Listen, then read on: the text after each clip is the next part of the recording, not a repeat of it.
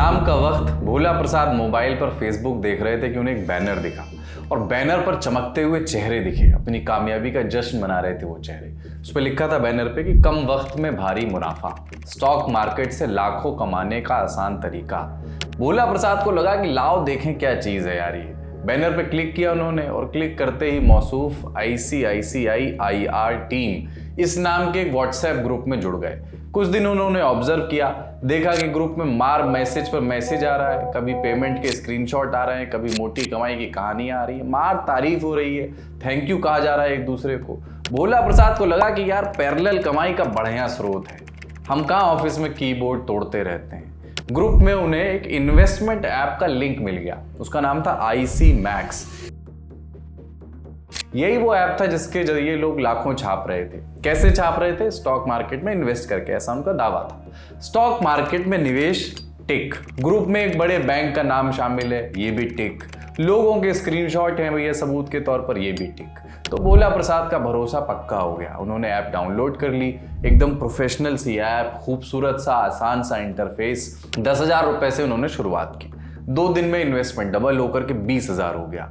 20 और डाल दिए उन्होंने। महीने भर में उन्होंने 50,000 रुपए इन्वेस्ट कर दिए, जो ऐप के डैशबोर्ड पर अब तक 1 लाख हो चुके थे। कुछ हफ्तों बाद भोला प्रसाद ने सोचा कि लाओ यार पैसा निकाल ले, सेल चल रही है, एक बढ़िया आईफोन उठा लिया जाए। तो ऐप पर मैसेज आया कि पहले ब्रोकरेज फीस तो जमा कीजिए। बिना ज्यादा सोचे समझे उन्होंने, मामूली सी फीस थी, उन्होंने तुरंत फीस दे दी, लेकिन पैसा नहीं आया। अब क्या करें? उन्होंने अपनी समस्या उस ग्रुप में शेयर की, लेकिन वहां से कोई जवाब ही नहीं आया। फिर एक दिन वो व्हाट्सएप ग्रुप और वो ऐप दोनों ही अंतर्ध्यान हो गए।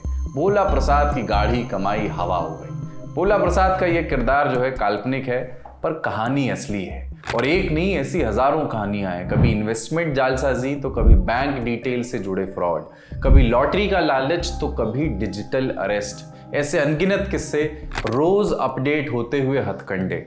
RBI के अनुसार इन तरीकों से 2019 से 2022 के बीच देश भर में लोगों का 3,30,000 करोड़ रुपया उसको चुरा लिया गया, उसकी चपत लोगों को लगी। ये रकम इतनी है कि कोई वसंत कुंज में पहले तो एक शानदार कोठी खरीदे और फिर उस जमीन से लेकर के छत तक पूरी कोठी को 500 रुपयों की गड्डियों से भर दे।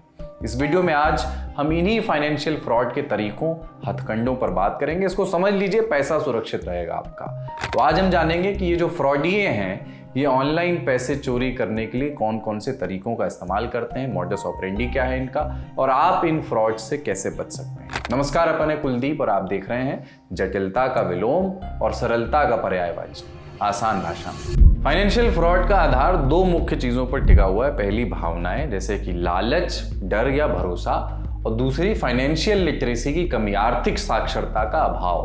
भावनाओं का इस्तेमाल जालसाजी के लिए कैसे होता है, पहले इसके कुछ तरीके देखते हैं। धोखेबाजों की पहली पहचान है कि आपको जल्दी से जल्दी अमीर बनने का सपना दिखाते हैं, कि आपकी आय दोगुनी कर देंगे, लेवल और लॉटरी सबकी निकलेगी इत्यादि। कई केसेस में इमोशनल कहानियों से भरोसा जीता जाता है। जैसे सड़क चलते हुए रोता हुआ एक आदमी आपके पास आएगा, बोला भैया घर पर फोन करना है, माँ बीमार है, और इसी बहाने वो आपका फोन लेकर के आपका नंबर कर देगा डाइवर्ट। फिर आपके मैसेजेस और कॉल्स जाएंगे दूसरे नंबर पर, उसके साथी के नंबर पर। फ्रॉडिये के हाथ लग जाएंगे आपके OTP और आपका अकाउंट हो जाएगा खाली। जब लालच या भरोसे से काम नहीं बनता, तब ये अपराधी लोगों को डरा करके उन्हें अपना शिकार बनाते हैं, और इसे हम डिजिटल अरेस्ट भी कह सकते हैं। जैसे किसी व्यक्ति को पहले हनी ट्रैप में फंसाना और फिर वीडियो कॉल पर उसकी रिकॉर्डिंग कर लेना और उसके बाद उस व्यक्ति को पैसे के लिए धमकाना। हालिया दिनों में आपने कई खबरें सुनी होंगी जिनमें जालसाजी के ऐसे ही तरीके इस्तेमाल हुए। हालांकि लॉटरी का बहाना हो या OTP पूछने की चाल, ये तरीके अब इतने पॉपुलर हो चुके हैं कि लोग इनसे सावधान रहने लगे हैं। इसलिए अपराधी भी दिन ब दिन नए तरीकों को विकसित कर रहे हैं। ये नए तरीके क्या हैं? कुछ काल्पनिक किस्सों के जरिए समझते हैं। ऑनलाइन सेल स्कैम, यानी किसी ऑनलाइन दुकानदार को ठगने का तरीका। उदाहरण से समझिए, राज सिंघानिया ने अपना पुराना रेफ्रिजरेटर एक ऑनलाइन सेल्स प्लेटफॉर्म पर लिस्ट किया। कुछ ही मिनटों में उसके पास अरुण सिंह नाम के खरीदार का मैसेज आया, जो खुद को आर्मी का मेजर बता रहा था। एक तो तुरंत सामान बिक रहा था राज सिंघानिया का, ऊपर से खरीदार जो है वो सेना का अधिकारी। तो जो है डील फाइनल कर दी उसने। बारी पेमेंट की आई, क्योंकि मेजर की पोस्टिंग किसी रिमोट इलाके में थी, तो उसने प्रस्ताव दिया कि पेमेंट आप अभी ले लो, बाद में जब मेजर पोस्टिंग से लौटेगा तो फ्रिज की डिलीवरी बाद में ले लेगा। तो मेजर ने जो है यूपीआई की डिटेल ले ली उनकी, राज सिंघानिया की, और फ़ोन नंबर वगैरह ले लिया। फिर उनको एक यूपीआई नोटिफिकेशन आया जिस पर लिखा था अप्रूव रिक्वेस्ट मनी। ये नोटिफिकेशन देखकर राज सिंघानिया थोड़ा हिचकिचाए, वो तो फ्रिज बेच रहे थे, पर खरीदार ने तुरंत उनको, अरुण सिंह ने तुरंत उनको तसल्ली देते हुए कहा कि आप बस अप्रूव कर दीजिए, पैसा आपके अकाउंट में ट्रांसफर हो जाएगा, मैं रिमोट एरिया में हूँ, तो यहाँ से सिक्योर ट्रांजैक्शन करने का यही तरीका होता है। अब खरीदार सेना का अधिकारी, इसलिए राज सिंघानिया ने भरोसा किया। तुरंत उन्होंने यूपीआई पिन डाल करके रिक्वेस्ट को अप्रूव कर दिया, और उनके क्लिक करने की देर थी कि एकदम से वक्त बदल गए, हालात बदल गए। फ्रिज का पेमेंट आने के बजाय राज सिंघानिया का ही बैंक अकाउंट खाली हो गया, जितने भी 10-12 हज़ार रुपये उसमें थे। तुरंत जो है उसने खरीदार मेजर अरुण को मैसेज किया, लेकिन कोई जवाब नहीं आया, फ़ोन नंबर बंद हो गया, और वो खरीदार प्लेटफॉर्म से भी गायब हो गया। बायर के तौर पर जो रजिस्टर्ड था वो भी गायब हो गया। अब इनको समझ ना आए, फिर बाद में इन्होंने सोचा तो लगा कि ऑनलाइन स्कैम उनके साथ हो गया।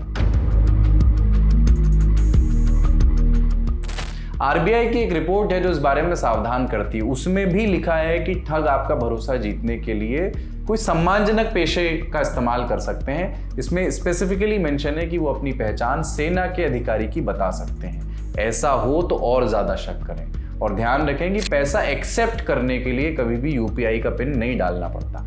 जालसाजी का एक तरीका और है क्यूआर कोड का इस्तेमाल। क्यूआर कोड आजकल इतना कॉमन हो गया है कि शायद ही कोई दिन बीते जब आप इसका इस्तेमाल ना करते हो। इसने फाइनेंशियल पेमेंट को आसान तो बनाया है, लेकिन फ्रॉड का रिस्क भी बढ़ा दिया है। कैसे?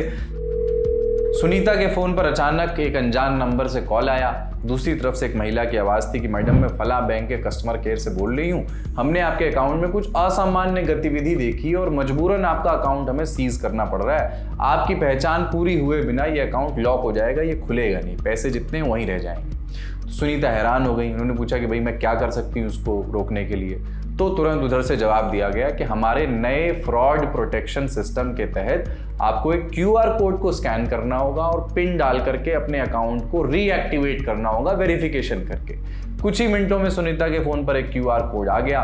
बिना ज़्यादा सोचे समझे सुनीता ने अपना यूपीआई ऐप खोला, कोड को स्कैन किया और अपना पिन डाल दिया। उन्हें लगा कि अकाउंट उनका बचा लिया उन्होंने इस तरह से, लेकिन तुरंत पैसा कटने का मैसेज आ गया। मोरल ऑफ द स्टोरी, कभी भी किसी अनजान क्यूआर कोड को स्कैन ना करें, खासकर जब कोई आपसे वेरिफिकेशन के नाम पर ऐसा करने को कहे। किसी भी बैंक या कस्टमर केयर से जुड़ी जानकारी केवल उनके आधिकारिक प्लेटफॉर्म से प्राप्त करें। क्यूआर कोड या यूपीआई पिन, ये सब टेक्निकल तरीके हैं, इनका इस्तेमाल फ्रॉड के लिए बहुतायत में होता है। हालांकि हमेशा तकनीकी काम नहीं आती, आपकी कमजोर नस को दबा करके भी आपसे स्कैम किया जा सकता है।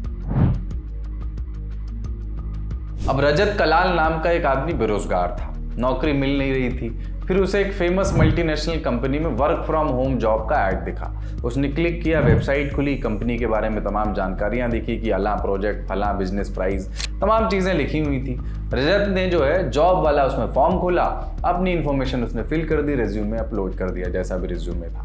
कुछ ही घंटों में रजत को एक ईमेल आ गया जिसमें लिखा था कि इंटरव्यू के लिए भाई साहब आपको शॉर्टलिस्ट कर लिया गया है। खुशी खुशी उसने वीडियो कॉल पर इंटरव्यू दिया। इंटरव्यू के तुरंत बाद उसको बताया गया कि साहब आपको चुन लिया गया है फाइनली नौकरी के लिए। इसके बाद रजत को एक और ईमेल आया जिसमें लिखा था कि अपनी पोजीशन को सिक्योर करने के लिए 10,000 रुपए और कंपनी की तरफ से मिलने वाले लैपटॉप के सिक्योरिटी डिपॉजिट के तौर पर 5,000 रुपए का पेमेंट करें। रजत को थोड़ी सी झिझक तो हुई, लेकिन कंपनी का नाम बड़ा था तो उसने पेमेंट कर दिया। इसके बाद एक और ईमेल आया जिसमें रजिस्ट्रेशन फीस भरने की बात की गई, उसने भर दी। इसके बाद रजत कई दिनों तक इंतजार करता रहा, लेकिन ना तो कोई ट्रेनिंग का फॉलोअप आया और ना ही किसी ने ऑनबोर्डिंग के लिए पूछा। ईमेल किया तो उस पर भी जवाब नहीं मिला। फिर बाद में रजत ने बहुत सारे वीडियो बना करके डाले, ऐसी कंपनियों को बहुत कोसा, पर अनंत में अपशब्द उछालने से क्या ही होता है। मोरल ऑफ द स्टोरी, हमेशा सावधान रहें। जहां आपसे पैसा मांगा जा रहा हो वहां आपको कोई सर्विस या प्रोडक्ट मिलेगा।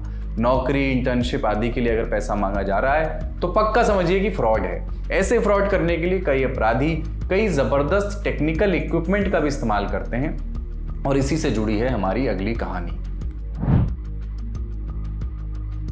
रोहित अपने घर से पास वाले एटीएम से कैश निकालने गया, जैसा कि वो अक्सर करता था, इसलिए उसे कोई शक नहीं हुआ। लेकिन असल में उस एटीएम में धोखेबाजों ने एक स्किमिंग डिवाइस और पिन होल कैमरा लगा दिया था। स्किमिंग डिवाइस यानी एक मशीन जो आपके कार्ड का डेटा रीड कर लेती है। जैसे ही रोहित ने अपना कार्ड डाला, स्किमिंग डिवाइस ने उसके कार्ड का सारा डेटा कॉपी कर लिया और कीपैड के पास लगे पिन होल कैमरा ने रोहित का पिन कैप्चर कर लिया। रोहित को पैसे निकाले कई दिन बीत गए। फिर अचानक एक दिन रोहित के फोन में बैंक से नोटिफिकेशन आया। नोटिफिकेशन देखा तो प्राण सिमट करके नाभि पे आ गए। उसके अकाउंट से सारा पैसा निकाल लिया गया था, जबकि उसने कोई ट्रांजैक्शन नहीं किया था। रोहित तुरंत बैंक भागा। बैंक ने बताया कि साहब धोखेबाजों ने उसके कार्ड का डेटा चुरा करके उसका डुप्लीकेट कार्ड बना लिया था और अलग अलग जगहों से उस डुप्लीकेट कार्ड का इस्तेमाल करके उसके अकाउंट से पैसे निकाले गए थे। इस कहानी से आप क्या समझे? यही कि एटीएम इस्तेमाल करते समय सावधान रहें। स्किमिंग डिवाइस और छिपे हुए कैमरों से बचने के लिए हमेशा कीपैड को ढक करके पिन डालें और अगर मशीन में आपको कुछ गड़बड़ लगे तो उसका इस्तेमाल ना करें। अब बात करते हैं सबसे नए, सबसे खतरनाक तरीके की, जो है डिजिटल अरेस्ट, और इसे एक सच्ची घटना की मदद से समझते हैं। नवंबर 2023 में हरियाणा के फरीदाबाद में रहने वाली अनन्या नाम की एक लड़की के साथ 2.5 लाख रुपए की साइबर ठगी का मामला सामने आया। अनन्या ने बताया कि 12 अक्टूबर 2023 को उनके पास एक कॉल आई। कॉल करने वाले ने खुद को लखनऊ कस्टम विभाग का अधिकारी बताया। अनन्या से कहा गया कि एक पार्सल कंबोडिया भेजा जा रहा है और इसमें काफी संख्या में पासपोर्ट और दूसरे तरह के कार्ड हैं और पार्सल अनन्या के आधार नंबर से लिंक्ड है। इसके बाद अनन्या को उसी दिन एफआईआर कराने को कहा गया। ये भी कहा गया कि ऐसा नहीं करने पर उसको लखनऊ कोर्ट में पेश होना पड़ेगा। इसके बाद उन लोगों ने अनन्या को वीडियो कॉलिंग ऐप स्काइप पर आने को कहा। अनन्या से कहा गया कि उनकी बात पुलिस अधिकारियों से कराई जाएगी। स्काइप ऑन करने के बाद अनन्या को बैकग्राउंड में एक पुलिस थाना दिखा। बिल्कुल असली लग रहा था वो पुलिस थाना। वीडियो कॉल पर कुछ लोग पुलिस की वर्दी में दिखे। उनमें से कुछ लोगों ने अनन्या का आधार कार्ड चेक करने की बात कही। फिर बताया कि अनन्या के नाम पर पहले से ही एक एफआईआर दर्ज है। उन लोगों ने एक बैंक अधिकारी का नाम लेते हुए कहा कि उस अधिकारी के खिलाफ ह्यूमन ट्रैफिकिंग के मामले हैं और अनन्या का नाम उससे भी जुड़ा है। साथ ही इन्होंने उनके पास कुछ और शिकायतें का हवाला भी दिया और उन शिकायतों में ये भी आरोप बताया उनके हिसाब से कि कई बच्चों को विदेश भेजने के लिए अनन्या को पैसे दिए गए। 3 करोड़ 80 लाख रुपयों के लेन देन की बात बताई गई। उन लोगों ने यह भी कहा कि वो उस पूरे मामले में अनन्या की मदद करना चाहते हैं।